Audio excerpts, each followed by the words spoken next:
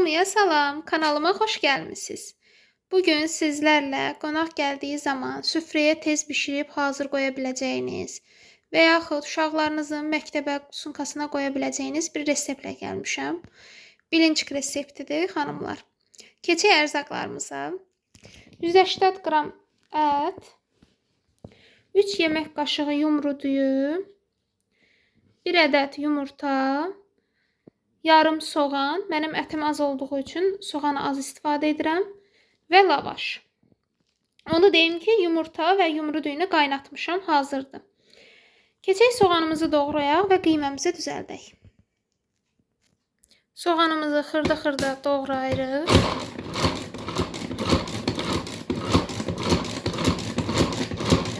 Və keçirik qiyməmizi hazırlamağa. Ətimizi əlavə edirik. Heç bir yağ, su tökmədən.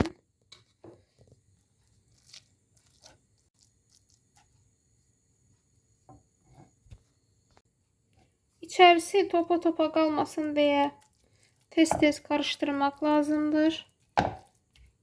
Belə əzirik hər tərəfini.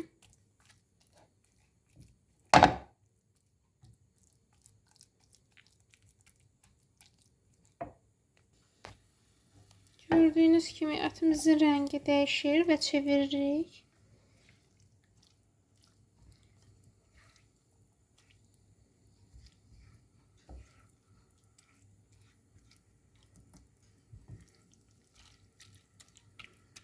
Və yenə də qarışdırırıq ki, topa-topa qalmasın.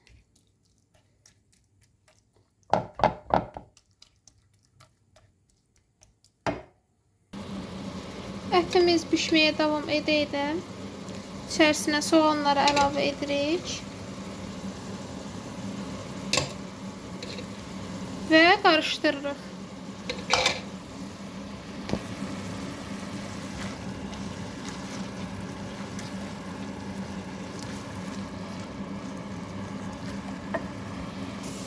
Soğanlar biraz pişdikdən sonra üzərinə biraz su əlavə edirik.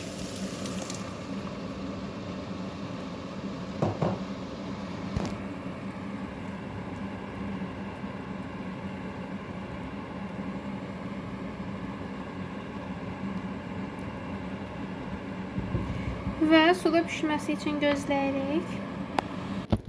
Qiyməmiz pişən vaxt ərzində biz yumurtanı torkadan keçirdəcəyik. Mən böyük gözündən istifadə edəcəm.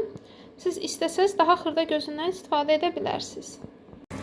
Suyu biraz azaldıqdan sonra gördüyünüz kimi suyu azdır. İçərisinə yağ əlavə edirik və qarışdırırıq.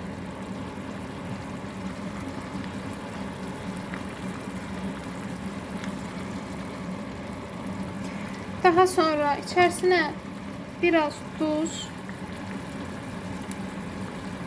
çox az miqdarda əlavə edirik, çünki axırda yenə əlavə edəcəyik. Və qarışdırırıq. Biraz yağda pişdikdən sonra altını söndürəcəyik. Gördüyünüz kimi ətimiz hazırdır. Və əvvəlcədən bişirdiyimiz, qaynatdığımız yumurtanı torkadan keçirtdik. İçərisinə əlavə edirik.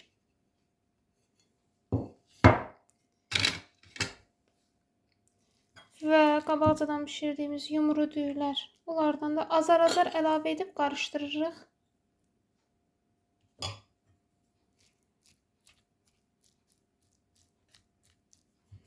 Onu deyim ki, ətiniz çoxdursa, bu ərzaqların miqdarını artıra bilərsiniz.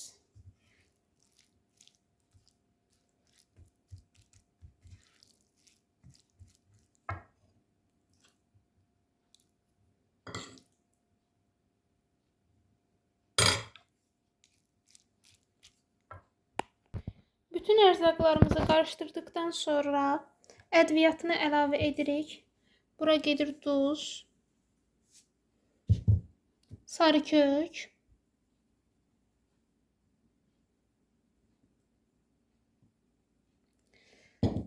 və qarabiber.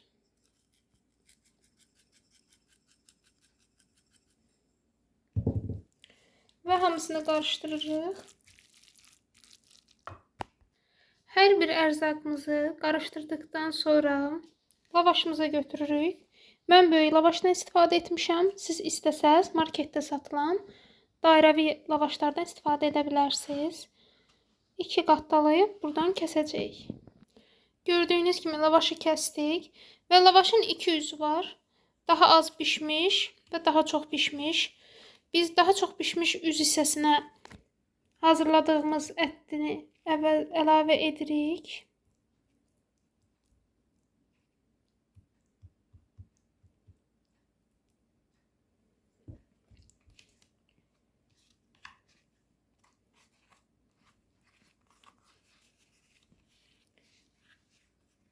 Və gördüyünüz kimi belə büküb hazır qablara yerləşdiririk.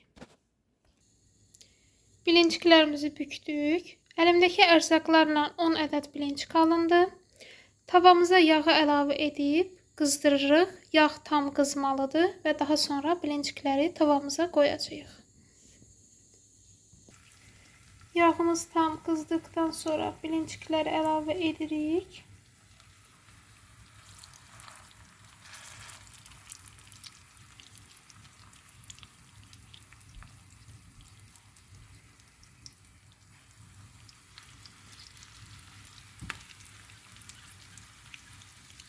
Və hər tərəfli qızardacağıq. Bilinciklərinizi hər bişirdiyiniz zaman üzərinə isti sumaq əlavə etməyi unutmayın. Belə olduğu halda sumaq daha yaxşı yapışır üzərinə və qalıcı olur. Soyuq halda töksəz üzərində qalmayacaq.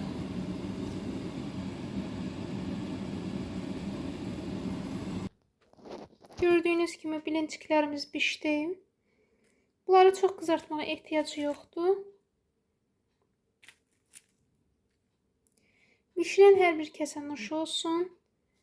Göz haqqınızı halal edin. Videomu bəyənməyi və kanalıma abunə olmağı unutmayın.